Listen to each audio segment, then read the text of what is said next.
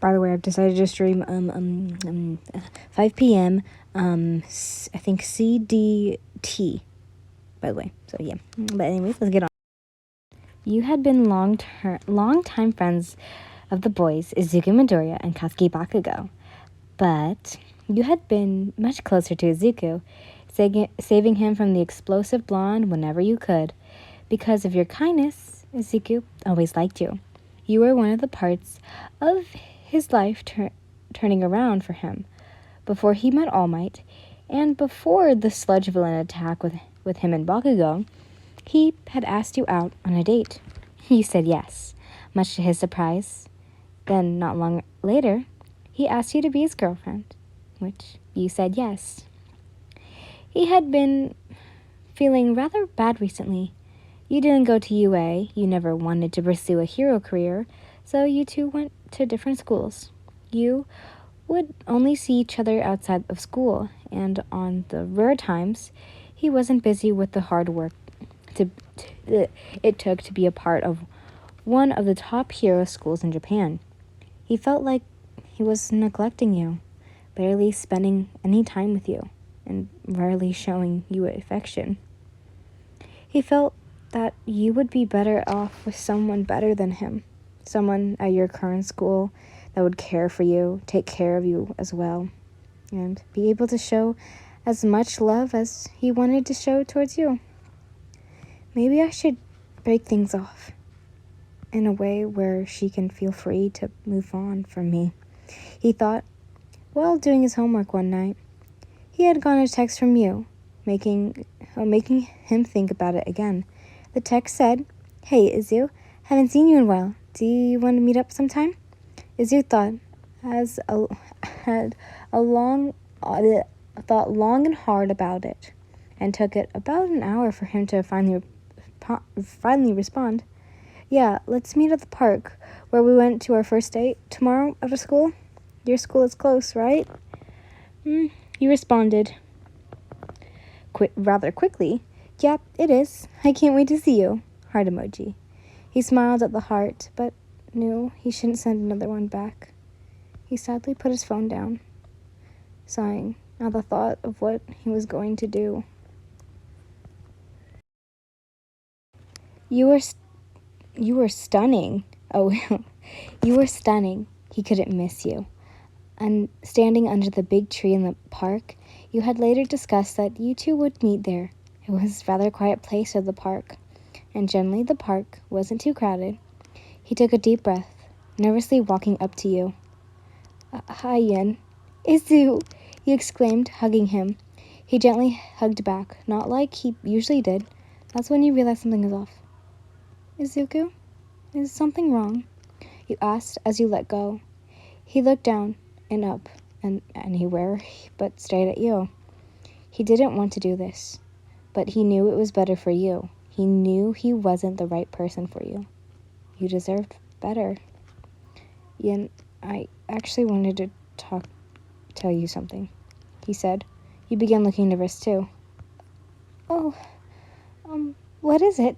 you asked. "I think we should break up," he said quickly.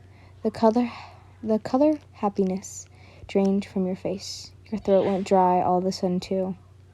Can I ask why?" you asked, clearly on the verge of tears. He trailed off, not wanting to say what he had planned to say. It would tear you apart, and he knew it. "I like another girl from my class now," he said. He didn't want to look up and see you. You didn't say anything or even make a sound. You could have run off without him realizing it. But then he heard a small gasp and a sniffle from you. I'll talk later." Your voice broke at the final word as you ran off. He refrained himself from pulling you into a hug, from stopping you, but all he could do was watch you run off. "I'm sorry, Yin, but you deserve someone who can be there for you," he thought, beginning to walk home. As you were quickly trying to get home, wiping the tears and hoping no one saw you or asked what was wrong, you had a grave mistake. You took your usual turn to across the street, not really checking if you could cross or not. But the shouting people from both sides and the loud car horn told you well enough you shouldn't have crossed that street. The last thing you remember was a large pressure. Then everything went dark. As usual, Izuku got up the morning, got ready, and went downstairs to get his lunch and eat breakfast since he had the time. His mother seemed a little bit out of it, but he didn't think much of it as he left. "Have a good day, sweetheart," she called to him as he walked off. "Bye, Mom," he called back, and walking off to school. The day went by like any other, and he went home. He tried not to think about what had happened with you the other day. You hadn't texted him since. When he got home, his mom seemed to be dressed to go out. "Mom, where are you going?" he asked. "Oh, Izuku, honey, your friend, Yin. She was hit by a car last night. She woke up a few hours ago in the hospital. They were allowing visitors. I was hoping you'd want to see her." "The poor girl," his mom replied. Izuku's eyes went wide, and he didn't listen to much else after the main information that you had gotten hit by a car. His eyes widened. "This is all my fault. Is it? She's probably not paying attention because she was thinking of what I did. Oh no, I ruined her life. "Izuku, baby?" she asked, placing a hand on her son's shoulder. Izuku was startled out of his thoughts. "Can we go now? I want to see her. Is she all right?" Izuku asked. Yes, of course. Let's go." Her parents didn't say much about how she's doing, but she should be all right, she replied. Izuku left his bag at home and quickly walked with his mom towards the nearest hospital. They had to wait a little bit before seeing you. They were brought to a room on one of the higher floors. "Inko, Izuku, thank you for coming," your parents spoke, standing up to greet the two. "Izuku, do you want to talk to Yin?" they asked. "Can I? Is she all right? Is she hurt?" He began muttering, asking more questions. "Izuku, she's okay for the most part. The doctors say she might have some memory loss from the head injury she received. If she's unsure of something, don't push it too much, all right? We'll give you two some alone time," they explained. Izuku nodded, then stepped into your room. You were sitting in the closest hospital bed. Your arms were bandaged, and part of your hair was shaved off and bandaged. Your leg was being elevated by a sling from the ceiling and had a large cast on it. Hi Yin. How are you?" Izuku nervously walked up to you. "Oh, Izuku, you came." You smiled towards him. He walked over beside you. Yin, I'm so sorry about what happened. I'm sorry I said those things. I shouldn't have just talked to you about how I felt and not done that. I'm so sorry, and it caused you to get hurt." Izuku teared up and looked away from you. If he was looking, he would have seen your complete look of confusion. "Izuku? What are you talking about?" you asked him. He looked at you, now, also confused. "But before the accident, when I broken up with you?" he replied. "Broken up? We were dating?" you asked. The second question shattered his heart. He knew he was told not to push anything, but he needed to know. Did you truly not remember your relationship together? "What's the last memory you have of me, if you don't mind?" he said, on the verge of tears. I remember us in kindergarten, yeah. And this mean kid, Katsuki, I think he was picking on you. And I had a few memories from when we started middle school, but I can't seem to find anything in between. I'm sorry. Did something important happen before the accident? You asked. He hesitated for a second. It was probably putting a lot of pressure on you. It doesn't matter right now. Are you feeling all right? Is there anything I can get you? He asked. I'm feeling fine now. A little sore. I'm okay. Thanks. You smiled. Hopefully you regain all your memories, Yin. I'd like us to be happy again. Together, he said the last sentence quietly. What was that? You asked. Nothing. I'm glad you're all right, he replied, kissing your cheek. You blushed at the action. The rest of the day, you two talked, with some interruptions from other people visiting and eventually your parents and Inko coming into the room. This continued the rest of the week. Izuku would go visit you for a while after school. The hospital wasn't too far from the train station he got off at. He talked to you, make sure you were doing all right, and getting everything you needed. You gained more memories every day, mostly of middle school and the occasional parts of your childhood. Izuku smiled sadly and had yet to remember anything of high school or when he asked you out. He knew you didn't remember, yet he still wanted to try to make it up to you. For how he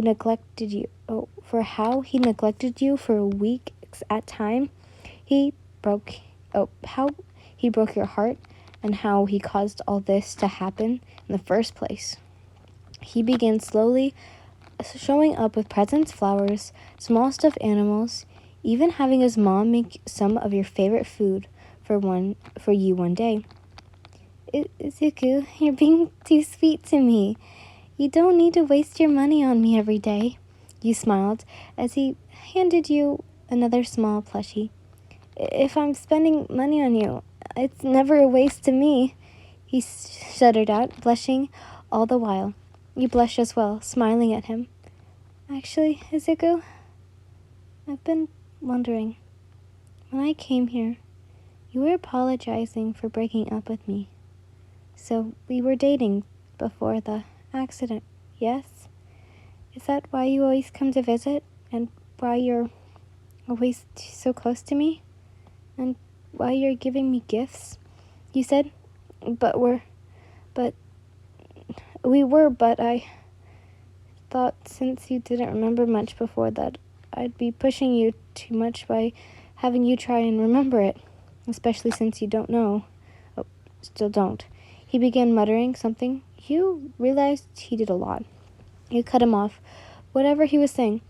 I actually did one of those memory experiences the doctors were teaching me. I pictured our middle school. And I saw the cherry blossom trees that were outside the front, and the sky was orange from the setting sky. And I saw you. You were standing in front of me and confessing your love, and I told you I felt the same. I saw you smile, and we hugged. Was that real? Did it actually happen? Izuku was rather surprised, but you remembered it so visibly. Even after losing a majority of your memories, he remembered that day clearly too, especially how you described it. Oh, exactly how you described it. Though he remembered it as though it had taken hours and not seemed seconds to your example of it. Yeah, it's exactly what happened, he said. So we were together? I'm glad. I really like you, you said, causing him to blush once again. But could you explain how we broke up? Was it a misunderstanding? Did one of us do something wrong? Can you tell me what had happened? You asked. Izuku nervously looked down. I'm not sure if he should. I don't think you'll ever gain those memories back. It probably happened not long before the accident. I hadn't felt I'd been treating you the way you truly deserved, so I broke it up with you. So he trailed off, getting choked up before he could finish. You reached out to him, rubbing his back. It's okay. You don't have to tell me all of it, you said smoothly. I wanted you to find something better than me. Someone who could take care of you and give you attention. And I love you like I wasn't. But I caused you to get so hurt, and it's all my fault.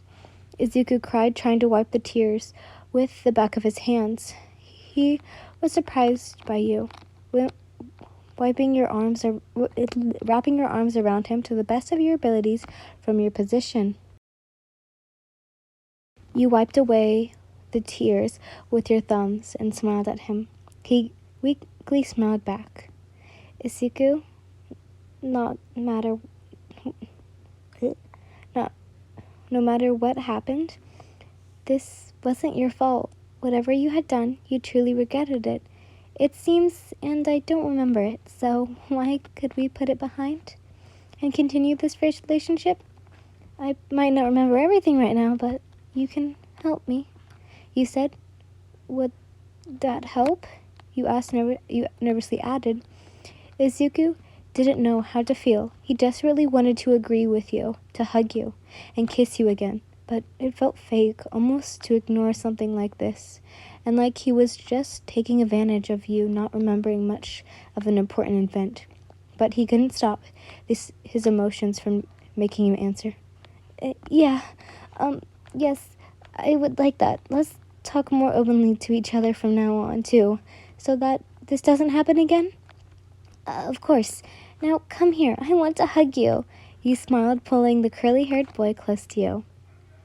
Bonus. After you were released from the hospital, it was suggested to you to go to places that you were often at. Hopefully the promoting along with the environment would help you remember more. Of course, having spent a lot of time with Izuku, you decided to go to his house. You were both in his room, on his bed. He was a blushing mess at what you had just asked him to help you remember. Izuku wasn't sure if he could go there with it. You had asked him, though? Izuku, can you help me remember our first kiss? He brought you to his room, and you both sat down on his bed. He awkwardly held your hands, trying to explain the first few moments. He had no trouble remembering the moment, just explaining it was really hard. We were like this, he said, blushing a lot. Were we saying anything? You asked. No, we'd been silent for the past several minutes before, he replied. Who went in for the kiss? You asked. Rather straightforward. He blushed darker. You did, he managed to say. Was it slow or fast? Like, did you realize it was happening, or was it sudden? You asked. He wasn't prepared for you to do it so straightforward. It was sudden, he asked. You paused for a second then. So, like this? He wasn't prepared as you quickly connected your lips with his. The kiss was rather harsh at first, since you practically slammed your head against his. It was almost exactly like the first time, except definitely lasted longer. Izuku pulled you closer to him, having gotten slightly more confident over the time you two were together. He was kissing back, a bit too content. As your hands began playing with his hair, you pulled back. Your eyes were sparkling. Izuku was a bit dazed from the feeling of his hair being tugged around. I remember it, you exclaimed. That's great, he smiled, his blush dying down a bit. Maybe you can help me remember the other times we've kissed by doing this. You smirked, leaning closer to him again. He just stuttered helplessly, his brain finally having overheated from how much blushing he was doing.